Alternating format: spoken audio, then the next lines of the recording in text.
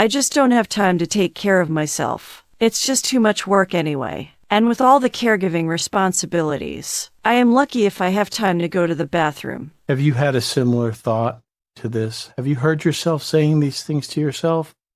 Have you convinced yourself that there's nothing you can do about your caregiving situation and your lack of self-care? Stay tuned for some practical advice and some tips on how you may be able to change your mindset and start working on your self-care. Welcome to the Surviving Alzheimer's podcast. I'm your host, Ken Cardita. In this podcast, I share with you my experiences and learnings from the last 13 years as I've walked by the side of my dear wife, Shanna, as she progresses through Alzheimer's disease. It is my desire that you'll find joy and peace while learning to live with your loved one's disease, and not let the disease define you or your loved one.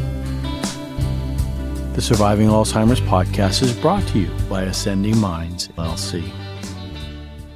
Welcome to episode 21 of the Surviving Alzheimer's podcast. Today, we'll go over how you can start to take better care of yourself so that you can have the energy and mental stamina needed to take care of your loved one without sacrificing your own health and sanity. In today's episode, we'll expose some of the most common myths and lies that you might be telling yourself about caregiving and self-care. I'll also share some of my personal struggles in this area and how I dealt with these lies that I was telling myself. And hopefully, you may be able to apply some of this advice so that you might be able to take better care of yourself for your loved one's sake. First, I'd like to share a listener comment. This comment came from Cindy Ebanks. She wrote, "Thank you for your excellent podcasts. I listened to 4 episodes last night. May God bless you as you share your experiences with others. We all need all the help and advice that we can get. Kind regards, Cindy." Thank you, Cindy, for taking time to let me know that the podcast is helping you and that you appreciate the efforts that I'm doing. This actually makes me feel very happy to know that the podcast is helping people. Again, thanks for taking time to share a comment. And anyone listening or watching, if you'd like to leave a comment, I'd really appreciate that. Have you thought about why you're neglecting your own care? Have you considered who would care for and advocate for your loved one if you were no longer able to do that because you neglected to take the time to ensure your own health? Is it possible that you're so focused on caring for your loved one that your own well-being is not even on your radar screen? Let's examine how you might be thinking about your current situation. Are you saying to yourself, "Oh, I'm fine. I'll focus on myself later"? Well, if you are, this can be a form of denial. What might be behind this? Have you ever thought, "It just doesn't help me. It only makes me feel guilty whenever I do stuff for myself"? Now, you can have feelings of guilt, remorse, or regret when you're trying to plan something for yourself as a self-care activity.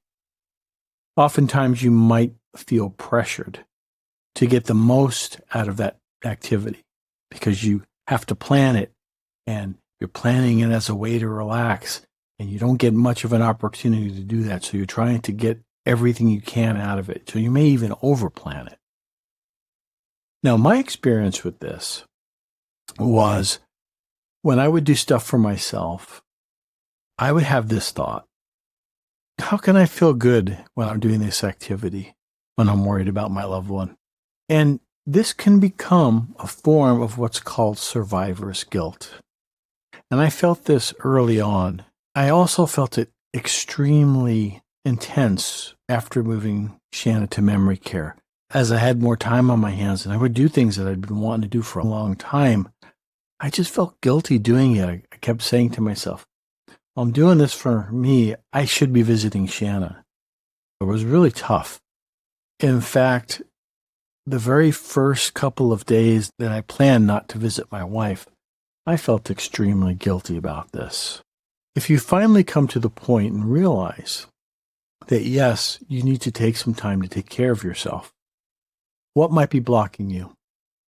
So if I was sitting with you during a coaching session and we were trying to figure out what might be blocking you, I would probably ask you a series of questions.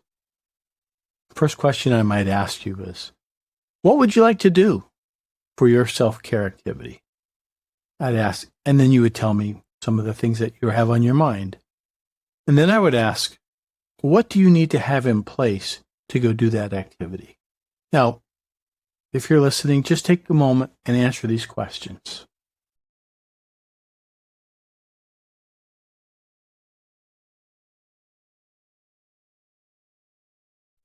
Did you find yourself coming up with any type of excuses of why you couldn't do these things?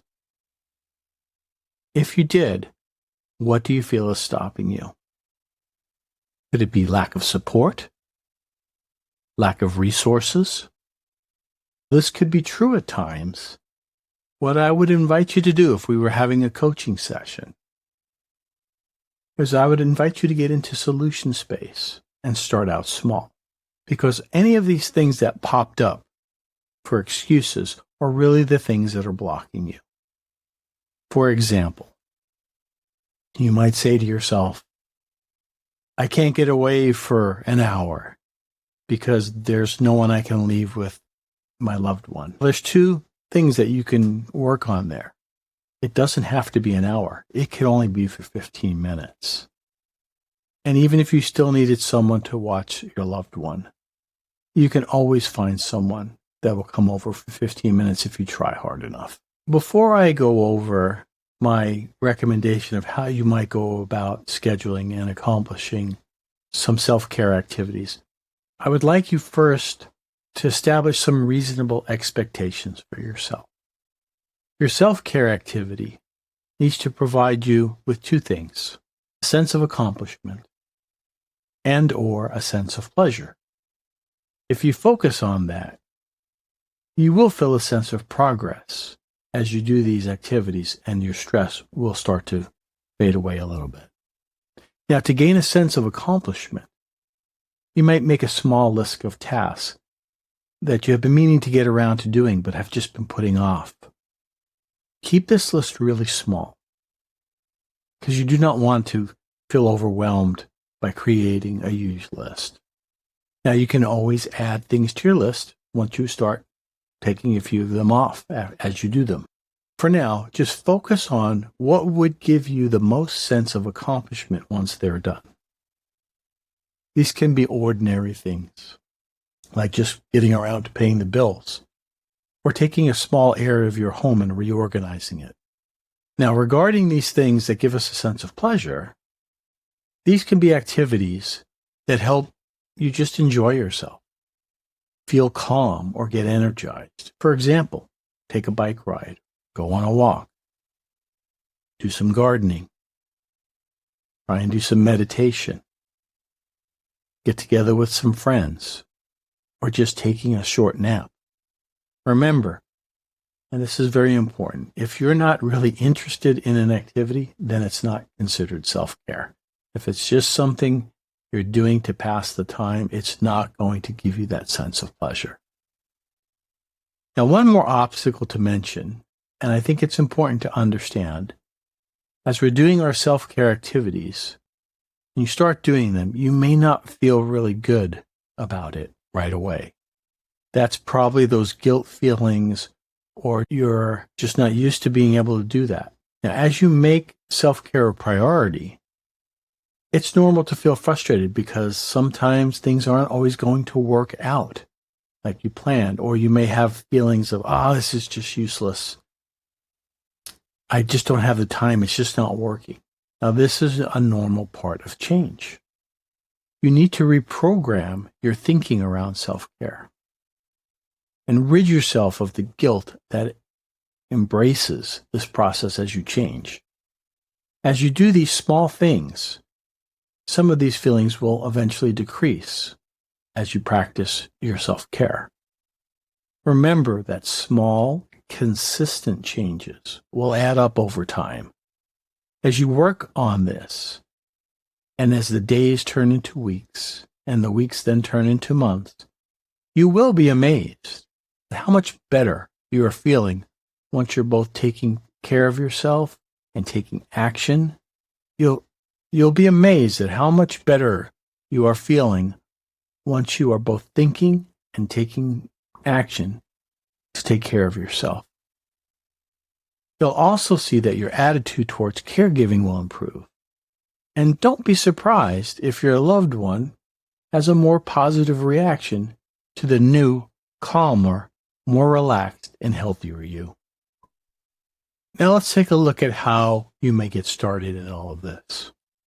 First step is to look ahead onto your calendar and find a time that will work for you. Now, the amount of time is up to you. It could be 5 minutes, 15 minutes, an hour. Start small if you feel that you don't have enough time. It's a lot easier to plan for a 10-minute walk rather than a 2-hour shopping experience for yourself. The second step is then list out the activity you plan to do and put it on your calendar, and also add a reminder on your smartphone or however you keep your electronic calendar, because you don't want to forget about this and you want to be reminded of it. The third step, and probably the most important, is to follow through and actually do the activity. Now, if you repeat this regularly, it becomes a habit. For example, let's say I decide to take 5 minutes to write down what I'm grateful for each day. And I plan to do this right before I go to bed. I have my notebook and a pen by my bed, and before I lay my head down, I just take 5 minutes and write down what I was grateful for that day. Putting the notebook by your bed is a reminder that helps you to establish that habit. Another example that you can do regularly is go for a daily walk, even if it's just around your block. Get yourself out into the fresh air, get a little bit of vitamin D with sunshine. That really helps. Another thing you might want to do is you want to have some socialization with some friends. This is something you can most likely do on a monthly basis. You can plan it out in advance, get your resources in line, whoever you need to take care of your loved one, and block out the time. Now be mindful, if you're scheduling more to-do list items or practical things than, say, pleasure self-care activities. This is a trap that is easy to fall into because we're so wanting to get the bills done and all these other things done that we neglect doing stuff for ourselves for fun. Because it's often easier to get these things done around the house. So make sure that there's a good mix of getting things done, getting away, and doing some fun things. A good healthy mix will work best. I'd like to share with you some of my experiences with trying to do something for myself while Shanna was in the moderate stage of Alzheimer's. In my journal entries, you'll see how I struggled with some of these things and how I dealt with them. Now, to set it some context, I've played the guitar and been in bands my whole life, ever since I was in junior high.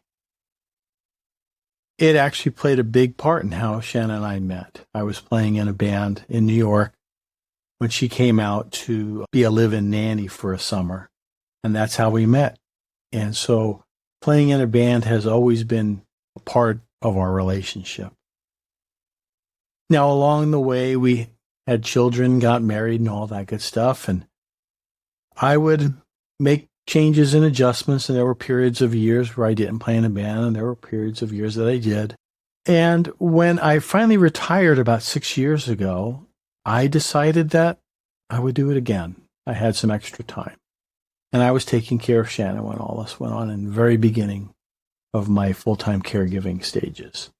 Now, one thing I will have to say throughout my entire relationship with Shanna has always been very supportive of me. I might even say that she was one of my biggest fans. She never did anything to discourage me from being in a band. And I will always cherish the memory of seeing her watch me play with the band for most likely the last time when I played a gig a few weeks before I moved her into memory care. Now, just as a side note, I've had the opportunity to play the guitar at the memory care center a couple of times. In fact, just yesterday, I went there and I jammed with the music therapist and we played some songs. She played piano, I played the guitar. And it was a blast. We had a good time. And Shanna sat right in front of me and she smiled. And it was just such a great feeling to be able to play the guitar for her one more time. And I hope to do that again on a regular basis. But her seeing me in a band playing the music that I love, that's probably not going to happen again. Shanna was at the moderate Alzheimer's stage. She could still talk, but her ability to communicate her feelings when she was upset became increasingly harder as time went on, and this really played a big role in all the things that happened here. If I left her at home at that time, it would only be for about 20 or 30 minutes by herself. This was at the very beginning of this. If I was gone any longer than that, I made sure my adult son, Chris, would be home to help her with things like changing the channel on the television or getting her something to eat or drink. He was living with us at the time, so it wasn't a big deal.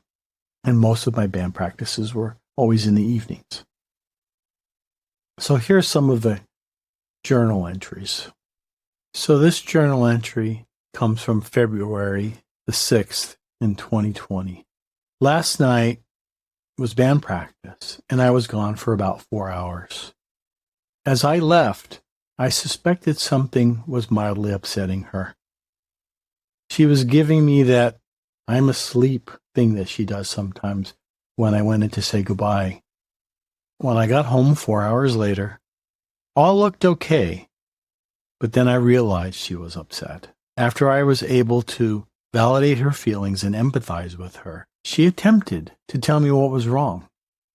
She showed me photos of our children that were on the nightstand in one of the scrapbooks she was working on. I didn't understand what she was trying to say, but then she finally said she did not know where I was. She went looking for me all around the house, and she did not notice that Chris was in his room down the hallway. Now, it took me a good 10 minutes to calm her anxiety, fear, and anger. I just reassured her that she was safe and not left alone. We even walked into Chris's room and talked to him, showed her that he was right there. I made her a pudding treat, and she ate it, and we stayed together for a bit, and then she finally fell asleep. Afterwards, I realized that she'd been up at night lately and would come into my office if she needed something. And she was used to me popping in and checking in on her every 30 minutes or so. With me gone, that did not happen, and that's what made her fearful. I felt so sad for her. That must have been really tough. After she was all settled, she came back into my office and started to hand me her wedding ring. Now, this was her way of saying, "Take this, I am done. I don't want to be married." In reality, this was her way of expressing frustration at the situation. She had done this a few months ago, and at that time, I took her wedding ring and put it away, and she forgot about it for weeks. Then after about 4 weeks, one day she was saying, "Hey, do you know where my wedding ring is?" I told her, "Yeah, you had asked me to hold on to it for a while." So when this happened again last night, I asked her, I said, "Do you want me to hold on to your wedding ring for you?" She thought about it, and she said, "No, I was just mad, but I'm okay now." And she put it back on her finger. I remained calm, and I didn't jump to any conclusions. So this was something that would happen from time to time when Shanna would get very upset. It really had nothing to do with me going to band practice. It was just she didn't know where I was. So I figured, okay, what do I do about this? So these are some of the solutions I came up with at the time. On the days that I have band practice in the evening, I try and tire her out beforehand. We go on an extra long walk after dinner. I also went and insisted that my son Chris would be more diligent and check in on her every 30 minutes to an hour to let her know that he was there. And if she was awake, just remind her that he was available to help her. I also considered putting a sign, and I did. I put a typewritten sign that said, Ken is at band practice, Chris is home. And that really helped for a couple of months.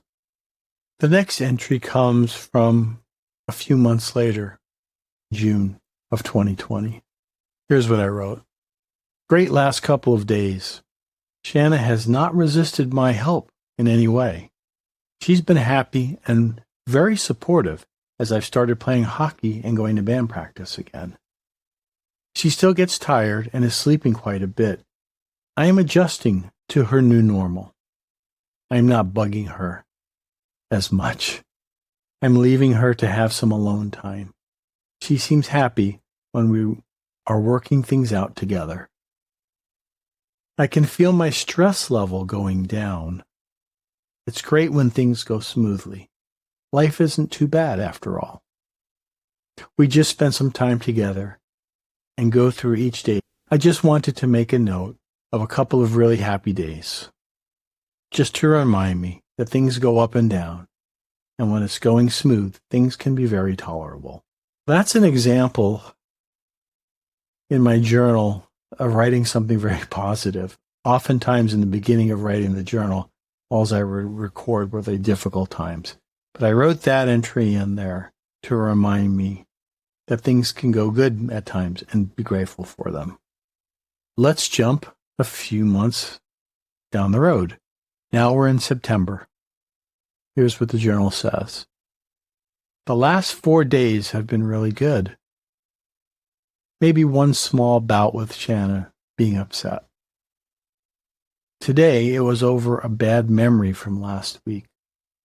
Yesterday it was over something about losing our dog Dixie, who is still with us. In essence, she can get upset over any small thing. And it's very hard to get her to say what's upsetting her. She struggles to articulate it, but it's well worth the effort, as I can help her work through it faster if I know what is upsetting her.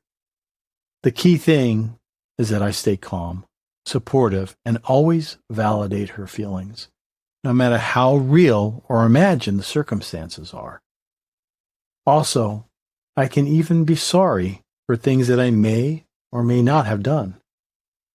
At this point, the only thing that really matters is that she gets back to a calm mindset. This is what's best for both of us. I've done okay trying to find things to do, but I'm stuck in a musical rut. I haven't played hockey in 2 weeks, or have had band practice for 3 weeks. As an outlet, I've resorted to going grocery shopping after she goes to bed and Chris is still at home. Now here's an experience of me not getting a chance to do my 2 things that helped me get through all of this, playing hockey and going to band practice. There were things like the COVID shutdown that interrupted all of this. But I found a substitute, and it was just to go shopping. Sometimes I remember going to the store, and I didn't even really need to pick anything up. I was just getting out of the house, walking around. Shanna had fallen asleep, and Chris was there to take care of her. A few weeks after that, in October, this is what I wrote. The honeymoon's over.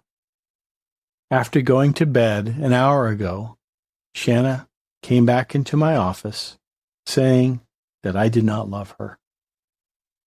She was also having a hot flash, and she had taken off her pajamas. Luckily, as I was trying to calm her down, our daughter-in-law, Natalie, showed up, and that gave us a nice distraction. After Natalie left, in about 5 minutes, I was able to comfort Shanna and reassured her that yes, I did still love her. Now, she remains affectionate at times, showing me a few times each day, but it's now interspersed with quiet, blank stares from her. I think a possible trigger that while I was tucking her in, getting her into bed, I mentioned to her that the next day I was going to play hockey and also band practice that same night. And I think she started to feel some separation anxiety about that. So the lesson learned here is don't tell her what's ahead and when I will be gone. That was me trying to test the waters and to see how she would feel about it. But what it did was it just caused her to worry. I needed to realize that she's supportive of what I'm doing. In fact, I can remember telling her, hey, I'm going to play hockey and I'm going to score some goals for you. And then I would leave her with the in-home caregiver and she was happy and she would smile. And when I would get home, I would tell her, hey, I scored a couple of goals for you and she was happy for me. So I need to realize that she's always been supportive. And as long as I can set her up and make sure that someone's there to take care of her and get her involved in a movie and do things, most likely she won't have that separation anxiety. So these are some real experiences that happened over the course of about 6 or 7 months while I was in the throes of being a full-time caregiver to my wife, who had moderate Alzheimer's, and I was doing my best to try and make sure I was doing the things that made me happy, helped me to relieve stress, and stay connected with friends outside of the home. It was an up and down experience. And I'm really glad that I did what I needed to do to be able to do those things for myself. Yes, there were times once in a while that I had to cancel some activities and things like that. But for the most part, as I made an effort to make sure that things were in place as best as possible, I'd be able to get away and do these things. I am hopeful that maybe you can apply some of the things that I learned and shared and adapt them to your situation. I realized early on in our journey that I needed to recharge on a regular basis. The two things that really helped me keep myself going this whole time were my weekly hockey games and my band practice that was every couple of weeks. Our daily walks together also helped and provided us both a great way to release stress that would build up from time to time. We would walk every morning and every evening, even in the hot Arizona summers. And as time went on, her energy level and her ability to take those walks diminished. And towards the very end of her living at home, I would often walk the dog on my own, and she would just stay at home. But for a couple of years, those walks were our lifeline of relieving stress. I urge you to identify one or two things that you really enjoy doing. Schedule them and do them. Now, I would be really interested in hearing what you would do to help yourself recharge. And I'm sure some of the other listeners would also benefit from that, because I'm sure not all of you play guitar and like to play hockey. So here's what I'd like you to do. In the description of this episode, there's a Facebook link. You can write in the comments there and share what you do to recharge.